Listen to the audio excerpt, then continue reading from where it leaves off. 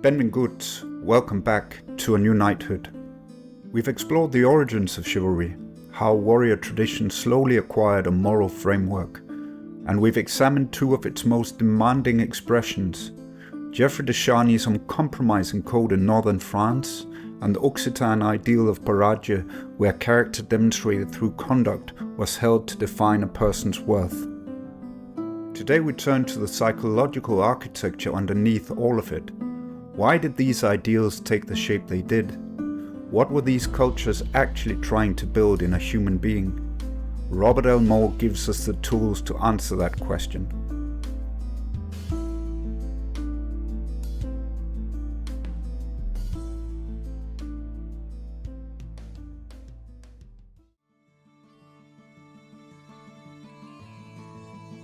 The archetypes. The concept originates with Carl Jung, the Swiss psychiatrist who argued that beneath the personal unconscious lies a deeper layer shared by all human beings, the collective unconscious, populated by universal patterns he called archetypes. Robert L. Moore, a neo-Jungian psychologist who spent his career mapping the deep psychological structures of human maturity, took that foundation and developed it further, identifying 4 fundamental psychological structures present in every culture, across every era: the sovereign, the warrior, the magician, and the lover. These are not medieval inventions, but universal structures present in every human psyche. And when you look at Charny's code, at Paradje, at the whole tradition of knightly excellence, you see them everywhere. These cultures were not just training fighters, they were cultivating a specific kind of psychological maturity, and they built entire institutions around doing it well. These are not personality types. You're not a warrior or a magician. These are capacities that every mature person needs to access depending on what the situation demands. Before we examine what happens when these energies go wrong, and we will in the next episode, let's understand what they look like in their fullness.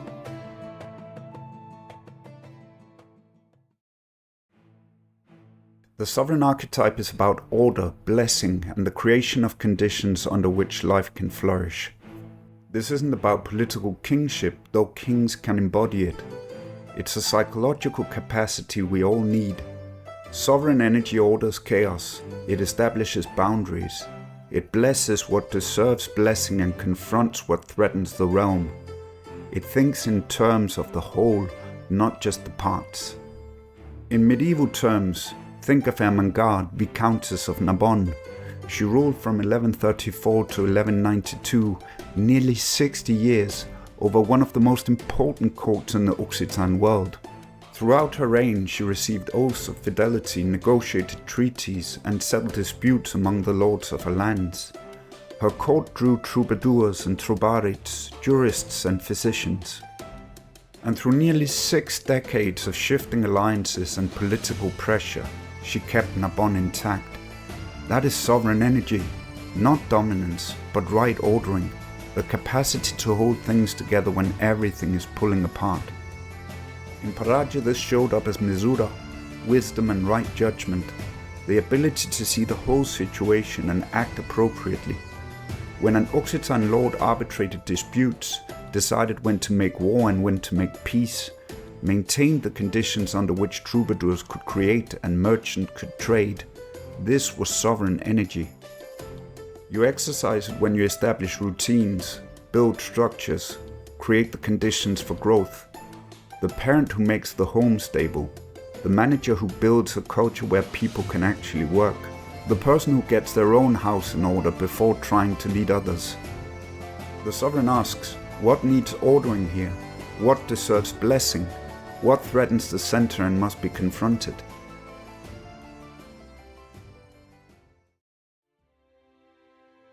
The warrior archetype is about action, boundaries, and the capacity for disciplined force in service to something beyond yourself.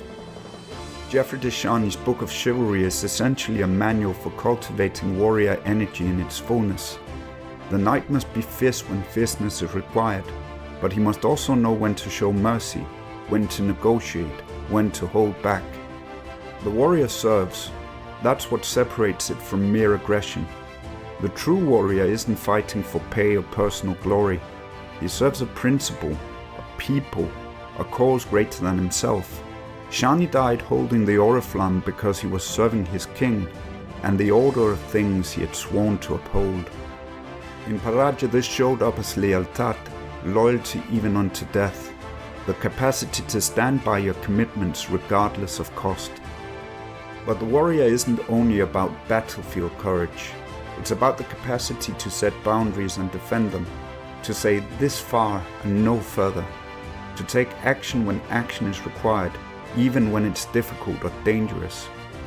Think of it as the part of you that does the difficult thing when the difficult thing is required. The person who leaves a toxic job, sets the boundary, shows up to do the work when uninspired.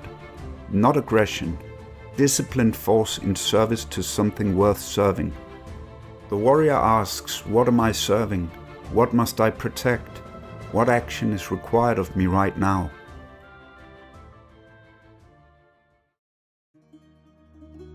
The magician archetype is about knowledge, skill, awareness, and transformation. When this energy is active, you're perceiving clearly, thinking strategically, mastering technique and understanding hidden patterns. Think of the intellectual culture we examined in the Paraja episode. The monks of Ripoll translated Arabic mathematical texts.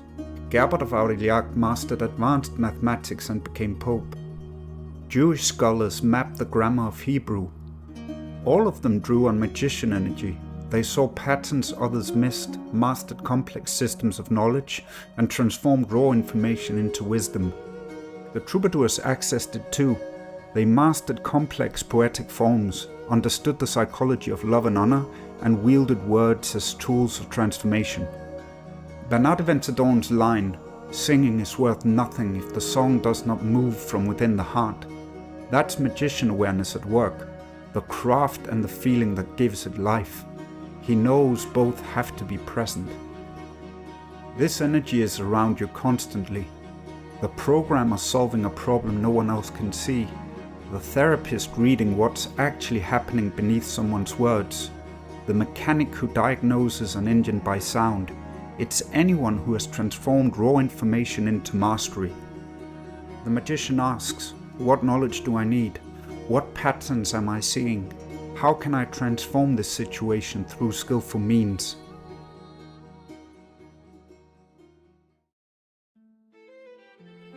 The lover archetype is about connection, passion, embodiment, and the vivid experience of being alive. When this energy is active, you're fully present to beauty, to relationship, to sensory experience, and to what you care about deeply. This is the most misunderstood archetype because we think it's only about romantic or sexual love. It's not. It's about connectedness itself, to other people, to ideas, to beauty, to your work, to the earth, to life. The troubadour culture was saturated with lover energy, not just in the love poetry, though that's the obvious expression, but in the whole aesthetic. The attention to beauty in music and verse, the cultivation of refined feeling, the belief that passion could ennoble and transform. When the Countess of Deer writes, "I have been in great distress over a night I have had," she's expressing lover energy, the capacity to feel deeply, to be affected, to care. But here's a less obvious example. Shani at Poitiers. Yes, he's using warrior energy to fight. But why is he fighting? Because he loves his king. He loves his sworn companions. He loves the order of things he has pledged his life to uphold. The warrior serves what the lover values.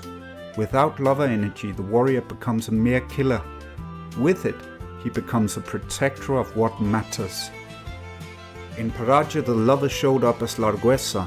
Generosity, yes, but more fundamentally the abundance that comes from being connected to life itself.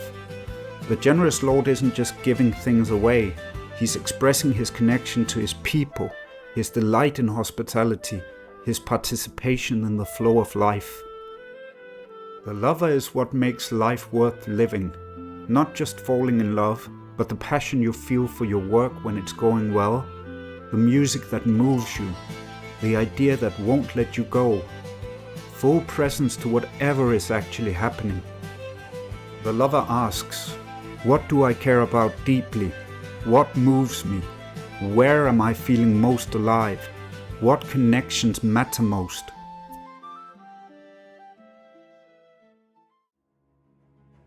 These 4 archetypes aren't separate compartments, they're different capacities that need to be in dialogue, in dynamic balance. The sovereign without the warrior can't defend the realm. The warrior without the sovereign serves nothing and becomes mere violence. The magician without the lover becomes cold and manipulative. The lover without the magician becomes overwhelmed by feeling with no skillful means to channel it.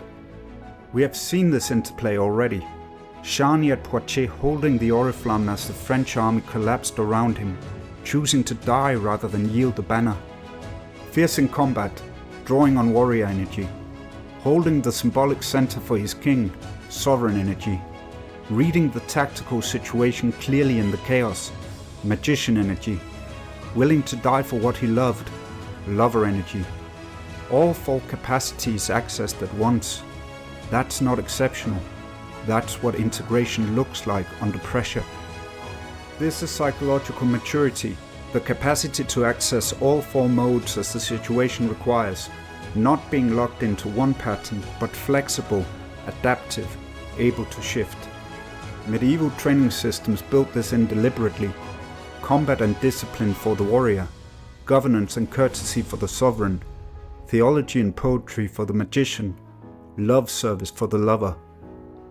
Most of us are stronger in some areas than others, but mature adulthood requires developing all 4 archetypes. That's the work. But Moore was insistent on something deeper than training. These capacities aren't simply developed through practice. They have to be unlocked through initiation. Initiatory experience, the structured encounter with ordeal, threshold and transformation that marks the passage from one stage of life to another. Without it, Moore argued, individuals don't access the mature archetypes at all. They get stuck in immature, distorted versions. The shadow forms we'll examine in the next episode. The medieval world understood this instinctively. Knighting wasn't just a promotion, it was a ritual of passage, a threshold, an initiation into a different order of responsibility and identity.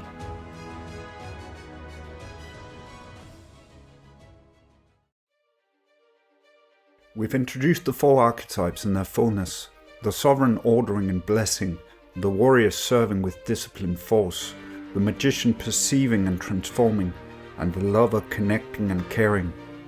But there's a shadow side to each, distorted forms, immature expressions, ways these energies go wrong, and understanding the shadows is just as important as understanding the fullness, maybe more important.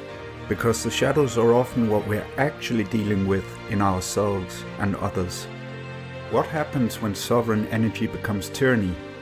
When warrior energy becomes mere brutality? When magician energy becomes cold manipulation? When lover energy becomes addiction or boundaryless merger? The medieval world knew these shadows intimately.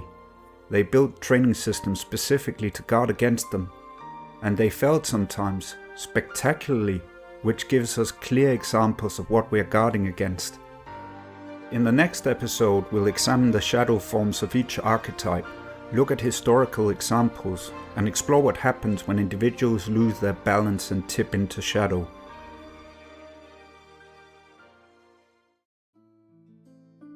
Here's your work until next time.